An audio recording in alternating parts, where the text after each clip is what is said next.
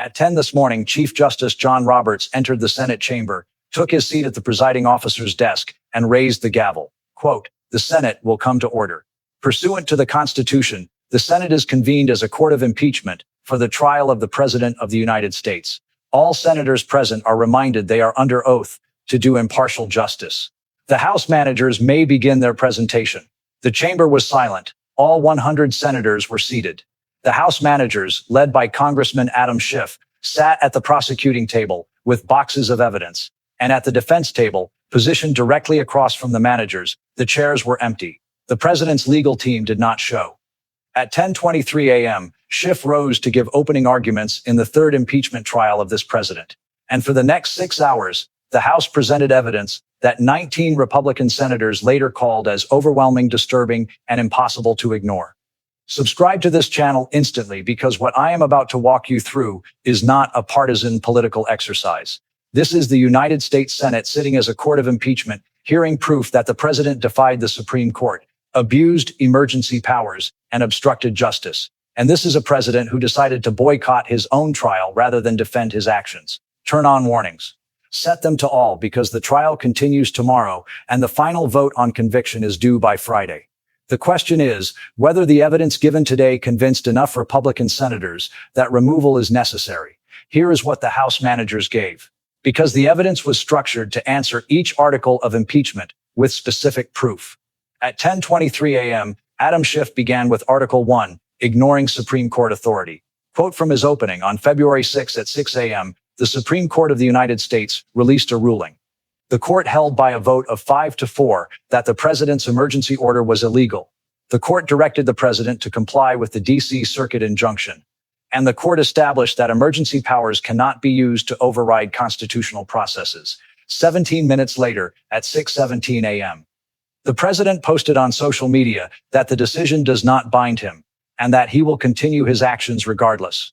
That is not a policy dispute. That is rejection of the Supreme Court. And it is exactly the offense that led the framers to include impeachment in the Constitution. Schiff then displayed the Supreme Court ruling on screens throughout the chamber. Page 12, the holding. Page 17, the main reasoning. And page 45, the conclusion that the president's failure to comply constitutes a threat to constitutional order. Schiff reads straight from the opinion. Quote, "A president does not possess authority to characterize constitutional processes as coups requiring suppression. Emergency powers exist to protect the Constitution, not to override it." Then Schiff showed the president's social media post timestamped 6:17 a.m. Quote, "This ruling is advisory only and does not bind the executive branch." At 10:47 a.m., Schiff presented video evidence, clips of the president at yesterday's rally, saying he will not leave office if the Senate convicts. Clips of White House statements saying the Secret Service will react to removal attempts, and clips from the February 6th Supreme Court session showing Chief Justice Roberts announcing the decision that the president defied within minutes. The effect was visceral. Senators watched a sitting president say he is above judicial power. Multiple Republican senators were spotted taking notes. Hit that like button right now if you understand what is happening. The Senate is watching tape of the president saying he will not obey the Supreme Court and will not leave if they convict him. The algorithm chooses what breaks through.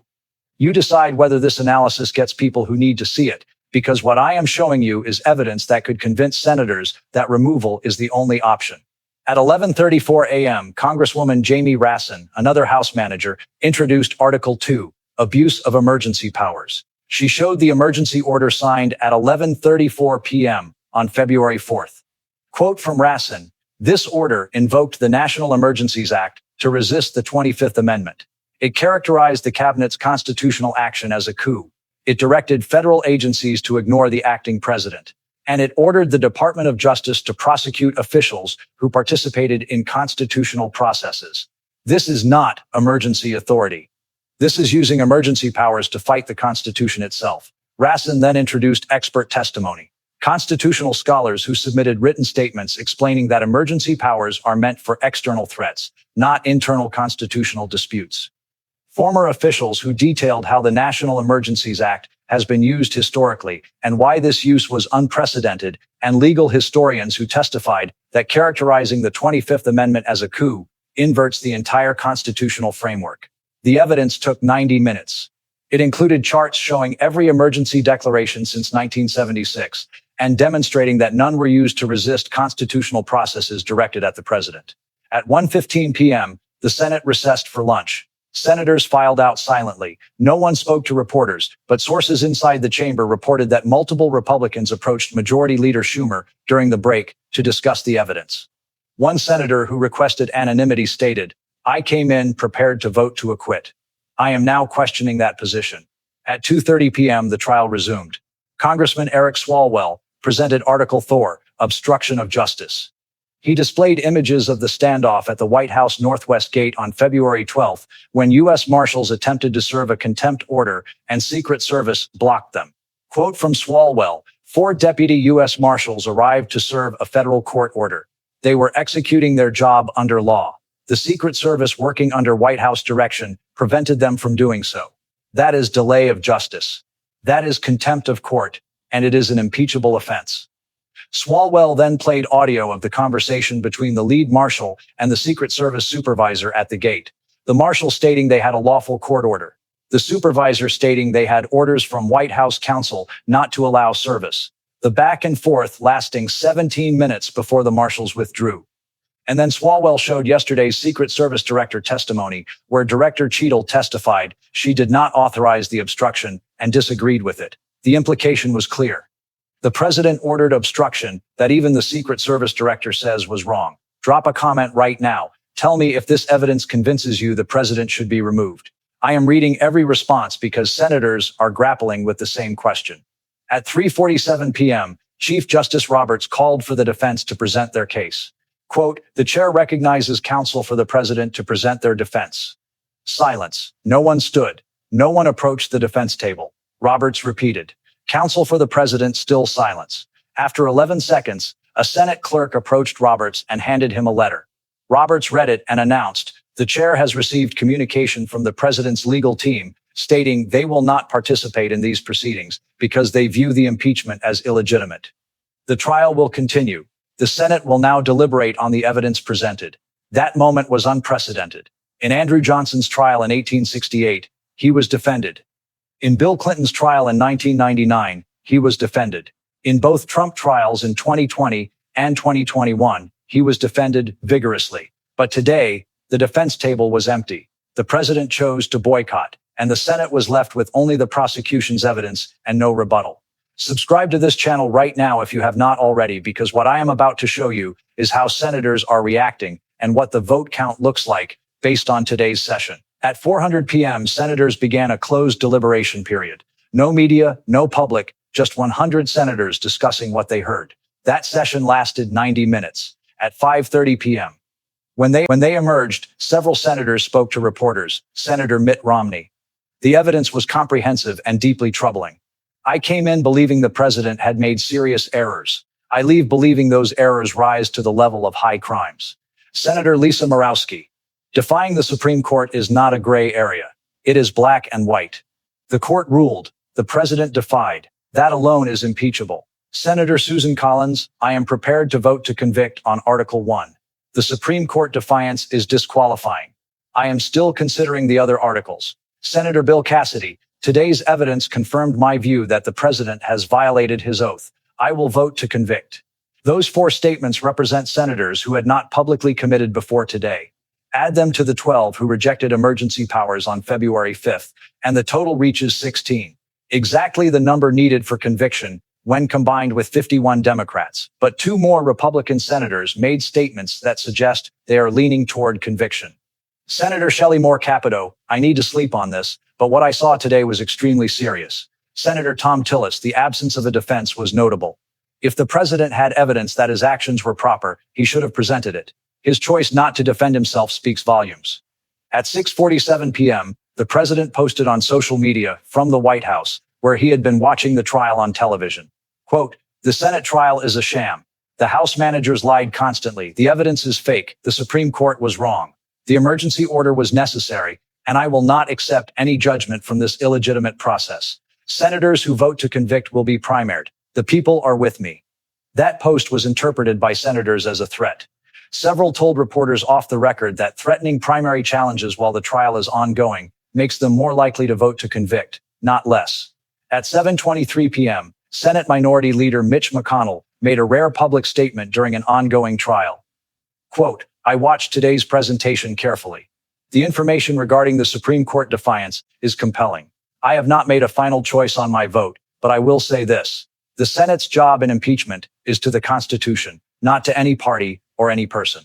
Senators should vote their beliefs. That statement is important. McConnell is saying he may vote to convict, and if he does, it gives cover for other Republicans. Here is what we are watching for over the next 4 days as the trial continues. 6 indicators that will tell us whether conviction gets 67 votes. Indicator 1. Do any additional Republican senators make public promises to convict? If the number goes beyond 16, conviction becomes likely. Indicator 2. Does the president continue attacking senators during the trial? If he increases threats, it may harden senators against him. Indicator 3. Does the defense table stay empty for the rest of the trial?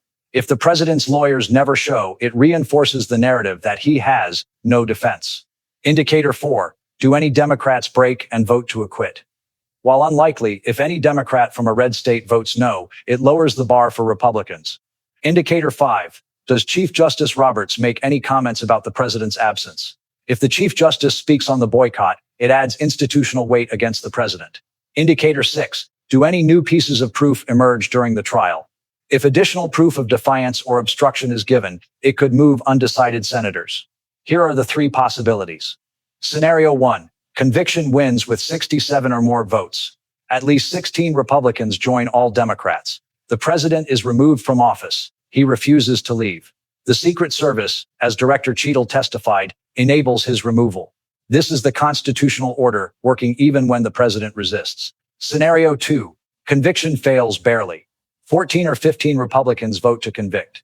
The final score is 65 or 66 to 35 or 34. The president escapes, but is historically condemned. A majority of the Senate, including strong Republican support, has declared him guilty, but he remains in office. Scenario 3. Conviction fails dramatically. Fewer than 12 Republicans vote to convict. The president claims victory. He has defied the Supreme Court, been impeached, and escaped the Senate. He continues all contested acts with no consequences. Subscribe right now. Like this video. Comment with your estimate. Will the Senate convict? I am tracking all 3 possibilities. And when the vote happens Friday, you will see the analysis here immediately. Let me show you the historical background. In 1868, Andrew Johnson was protected by competent lawyers. He was cleared by 1 vote. In 1999, Bill Clinton's defense team gave extensive arguments. He was cleared easily. In 2020, Trump's lawyers debated for hours. He was cleared. In 2021, his lawyers again defended fiercely. He was cleared with 7 Republican votes to convict. Today was different. No defense, just prosecution proof for 6 hours. Video of the president ignoring the Supreme Court. Documents showing the emergency order. Audio of marshals being stopped. And testimony that the president ordered obstruction, his own Secret Service head says was improper. That evidence sat before the Senate with no rebuttal, no different explanation, no defense. What I know for certain right now, the Senate trial started at 10 a.m. Chief Justice Roberts presided. The House managers gave evidence for 6 hours. The defense table was empty. At least 6 Republican senators made statements saying they are prepared to vote to convict. McConnell suggested he may vote to convict.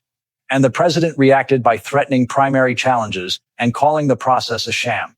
The trial continues tomorrow. The vote is due Friday, and the math says that 67 votes for conviction is possible.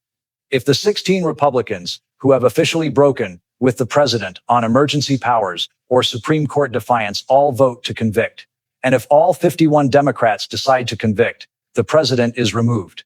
That has never happened in American history. But after today's evidence given without rebuttal, it is no longer unthinkable. What happens over the next 4 days will determine whether the Senate uses its constitutional power to remove a president who defied the Supreme Court and threatened to defy the Senate. If conviction works, we will then see whether removal can be enforced against a president who has stated he will not leave.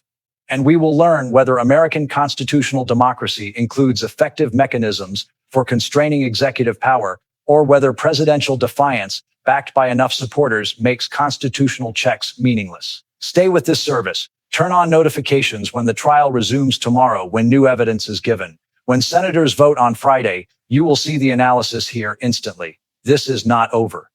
This is day one of a hearing that could remove a president from office.